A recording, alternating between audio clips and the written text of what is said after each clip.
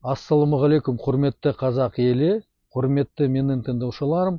Бүгін мен сіздермен өзімнің арнамда біраз мәселелерді талқылауға тырысамын.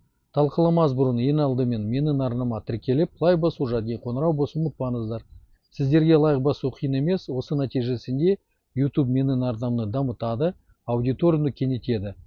Құрметті қазақ елі, қазіргі уақытта біз біліп жатырмыз, біздің мемлекет басшысы республикасының қару күштерінің даму үшін 2 жыл берді. Осы менің ойым президентіміздің айтқанға айтайын. Біріншіден, реформа жасау үшін жақсы мемлекеттен ақша бөлінуге керек.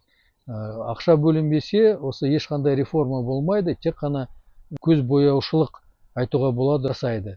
Негізі қазіргі уақытта біраз интернет өрісте біз көріп жатырмыз. Біздің қару күштерінің басшылары өздерінің жұмысын көрсетіп жатыр. Бірақ менің ойым сондай.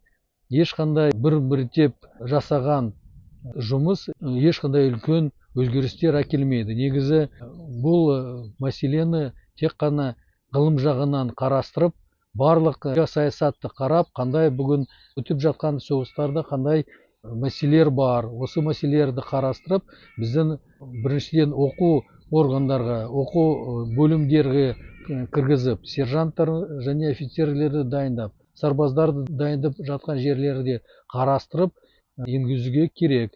Негізі жай көз бояушылықты баяндаумен осы жасауға болмайды. Интернетте видео жақсы көрсетіп, негізі системалық жұмысты атқаруға керек. Сонда ғана өзгерістер болады.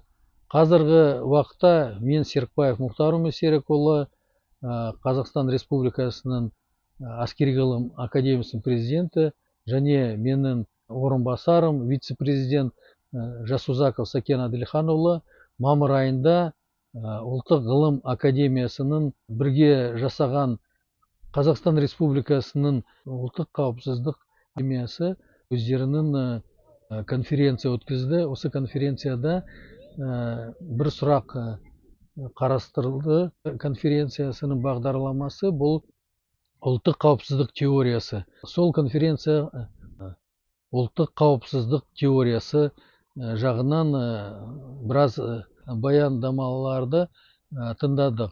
Осы конференцияға мен де өзімнің баяндаманы жаңа әскери доктрина туралы жасадым. Және Жасузаков Сакен Әділханұлы 21 сабақ Ресей Федерациясы мен Украинаның соғыстың мәселелері.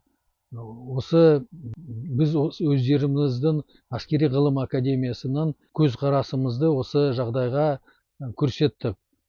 Қазіргі уақытта өздеріміздің ой пікірімізді Қазақстан Республикасының премьер-министріне жібердік. Сол бағытта. Негізі қазіргі уақытта ең маңызды осы мәселе, біздің ойымша, осы мәселені шешу үшін біз әскери ғылым академиясының өздеріңіздің ой пікірімізді қарулы күштерінің офицерлерге жеткіздік. Осы жазған хатымызды премьер-министрінен күтіп жатырмыз. Құрметті қазақ елі, құрметті менің тыңдаушыларым, өздеріңіздің ой пікіріңізді осы бағытта қалай ойлайсыз, бізге комментарийға жазыңыз. Біз бірігіп, осы біздің қарулы күштерімізді дамуға көмектесейік. Сау саламатта болыңыздар.